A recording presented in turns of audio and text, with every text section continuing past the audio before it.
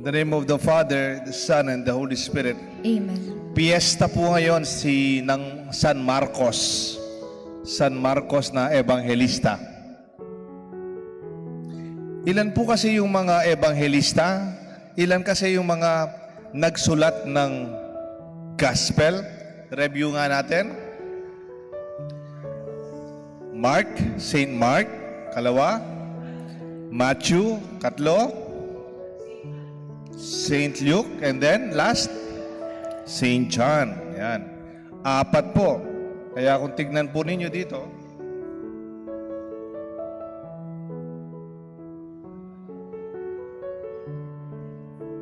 yung 4 pong yan, represent the 4 evangelists.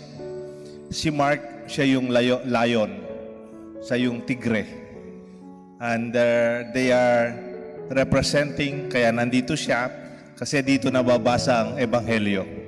Dito nababasa ang salita ng Diyos. Sa 4 na mga ebanghelyong ito, sino yung pinakaunang nagsulat ng gospel? Ha? Mark. Mark wrote the gospel first. The Gospel of Mark was written around 69 or 66 to 70 AD. Kung namatay si Jesus 33 AD, after 33 years, doon pa lang nagsulat si Marcos. Siyang nauna. At sumunod, halos magkasabay si Matthew and Luke, 85 to 90 AD. 50 years pagkatapos niyang nagsulat ni Marcos, doon pa lang nagsulat si Mateo at saka si Lucas. That's a lot of time, 15 years.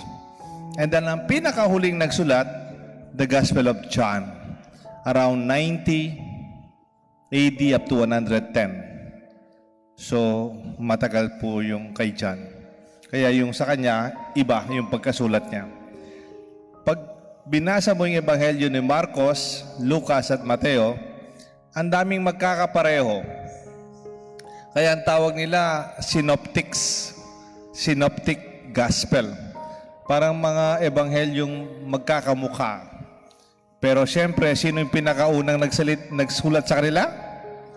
Si Marcos. At sabi nila, nung nag-aaral kami sa Bible subjects namin, nangopya. O kaya tinuraran yung mga kwentong nauna ni Marcos kay Mateo at kay Lucas. That Mark is a reference gospel when Matthew and Luke wrote the gospel. Kaya tignan mo, pare-pareho yung maraming pare-pareho mga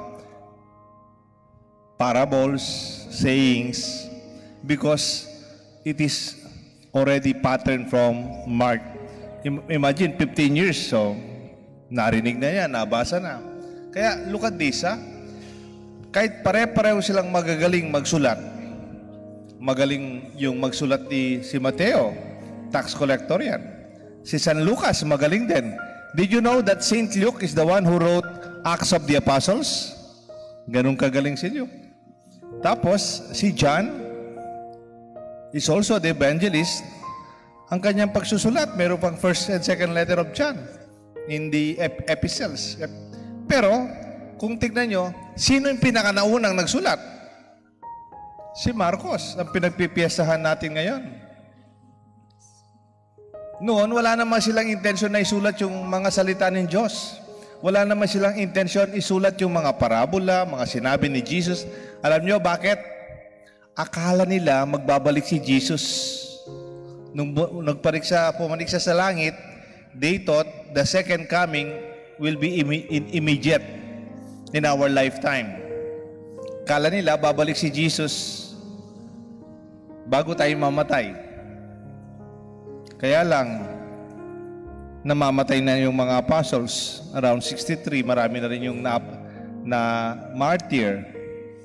Kaya lang, kung namatay tuluyan itong mga apostol, sino pa magkukwento sa naging buhay ni Jesus? Sino pa ang magbabahagi ng mga tinuro ni Jesus? The initiative of Mark is very critical. Saint Mark the Evangelist began the process of writing the Gospels. The oldest of the Gospels written before Luke, Matthew, and John. Both Matthew and Luke were written from the Gospel of Mark as his own writing. Kaya nga po, ang mahalagang ginawa ni Mark transcends initiative transcends the current circumstances. He took to action and led by taking the first step. The initiative enables interruptions from the expressions of the ordinary. Bakit po? Napapansin siguro ni Marcos na mamatay na yung mga apostol. Kung walang nagsulat, namatay yung mga apostoles, walang nagpatuloy, mayroon ba tayong ipoproklama? Mayroon ba tayong binabasa na salita ng Diyos? Palagay nyo ba makikilala natin talaga si Jesus kung walang nagsulat? Salamat, San Marcos. Hindi lang siya ebanghelista. He's the leader among the evangelist. When you are a leader, you take the initiative. Hindi ka yung nagpapa-invite. Hindi ka yung inihintay. Hindi ka pinipilit. A leader takes the initiative. Inisyatiba. Di ba yung mga bata, makikita mo, pag bata pa sila, wala pa silang inisyatiba. Kung kailangan kakain, tatawagin mo muna para kumain. Kung kailangan silang mag-aral, gigisingin mo muna, anak, gising na ka, tikang klase. Kung mayroong ginagawa sa bahay, kailangan mo pang pagutusan. Sopa ng wasan na rin pinggan, sopa ng mamipi, sopa ng... That is part of childhood. But a sign of maturity and leadership when they begin to take the action even when nobody is asking them. Sana ang mga susunod na lahi sa atin, they will take the initiative like Saint Mark. They will be leaders na wala man nagsasabi sa kanila. Kung wala ka, maglilinis siya. Kung di ka nakauwi, magluluto siya para sa mga kapatid niya. Mark's leadership likely inspired Luke, Matthew, and even John to follow soon his writing of the Gospels after a considerable time. Even when a long-term plans is set in motion, those who are innovative and contemplative, taking the initiative involves being prepared to venture beyond the comfort zone, even forge a new path for all humanity. Salamat, San Marcos. We appreciate persons who take the initiative. It is a great sign of leadership that changed our lives until now. Kung hindi sinulat ni Marcos ang Ebanghelyo, baka hindi sumunod si Lucas at saka si Mateo dahil wala silang pattern. Wala silang nanguna. Dahil nanguna si Marcos, salamat may Ebanghelyo. Saint Mark, pray for us. In the name of the Father, the Son, and the Holy Spirit. Amen.